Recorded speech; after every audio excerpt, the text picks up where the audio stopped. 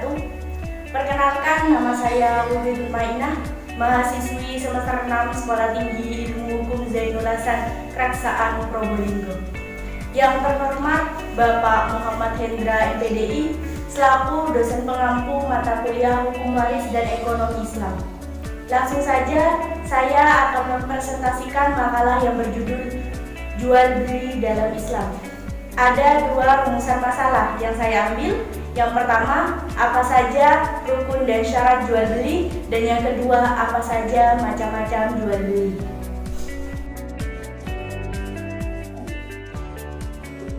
Sebelum saya menjelaskan tentang rukun dan syarat serta macam-macam jual beli, di sini saya terlebih dahulu akan menjelaskan definisi jual beli secara bahasa, yaitu memberikan suatu barang untuk ditukar dengan barang yang lain. Sedangkan definisi jual beli secara istilah yaitu pertukaran harta dengan harta untuk keperluan pengelolaan yang dilalui dengan lafaz ijab kabul menurut tata aturan yang sah. Jual beli dianggap sah apabila sudah terpenuhi rukun dan syaratnya. Maksudnya adalah apabila seseorang akan melakukan jual beli harus memenuhi syarat-syarat tertentu.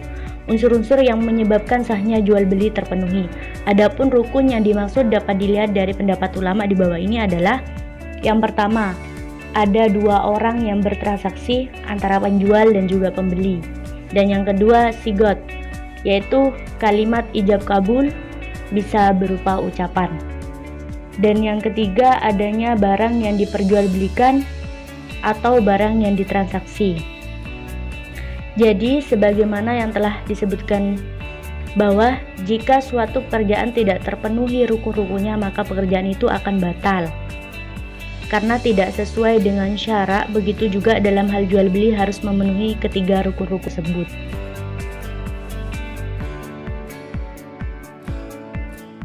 Syarat jual beli. Syarat jual beli yang pertama yaitu kedua belah pihak sama-sama ahli dalam jual beli. A. Bukan anak kecil, B. Tidak gila, dan C. Tidak bodoh. Bukan anak kecil, ia balik, berarti sampai atau jelas, yakni anak-anak yang sudah sampai pada usia tertentu yang menjadi jelas baginya segala urusan atau persoalan yang dihadapi. Pikirannya telah mampu mempertimbangkan antara memperjelas mana yang baik dan mana yang buruk. Bahwa jual beli diperintahkan dalam Islam, namun bukan berarti jual beli boleh dilakukan siapa saja, melainkan mempunyai syarat-syarat tertentu. Seperti dijelaskan dalam hadis, orang yang tidur hingga ia bangun, anak kecil hingga ia dewasa, dan orang gila hingga ia berakal atau sembuh dari gilanya. Maksud tiga perkara ini adalah sahnya dalam jual beli, apabila penjual dan pembeli dalam keadaan sadar, tidak tidur anak yang sudah cukup umur, karena apabila diperbolehkannya anak kecil melakukan jual beli, dia akan membuat kerusakan, seperti menjual barang cacat, karena anak kecil tidak mengerti aturan dalam Islam. Begitu juga sebaliknya, orang gila yang tidak berakal dilarang melakukan jual beli. Dapat disimpulkan jual beli boleh dilakukan oleh orang-orang dalam keadaan sadar. Lalu syarat jual beli yang kedua yaitu kedua belah pihak memiliki hak milik atau tidak dipaksa. Maksudnya adalah dengan kehendak sendiri, bukan paksaan. Prinsip jual beli adalah suka sama suka antara penjual dan pembeli. Bila prinsip ini tidak tercapai, jual beli itu tidak sah. Sebagaimana firman Allah surat An-Nisa ayat 29 yang artinya, hai orang-orang yang beriman, janganlah kamu saling memakan harta sesamamu dengan jalan yang batil, kecuali dengan jalan perniagaan yang berlaku dengan suka sama suka di antara kamu. Perkataan suka sama suka dalam ayat itu menjadi dasar bahwa jual beli harus merupakan kehendak sendiri tanpa tipu daya dan paksaan. Rumusan masalah yang kedua yaitu apa saja macam-macam jual beli. Macam-macam jual beli ada tiga. Yang pertama, barangnya langsung ada di tempat.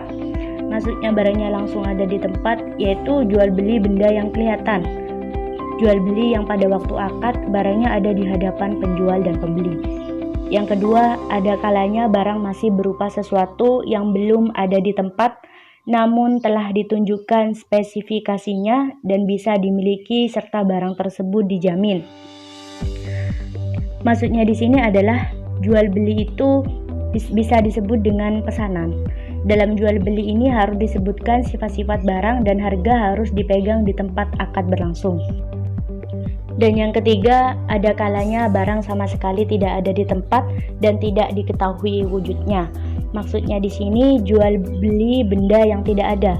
Jual beli seperti ini tidak diperbolehkan dalam agama Islam.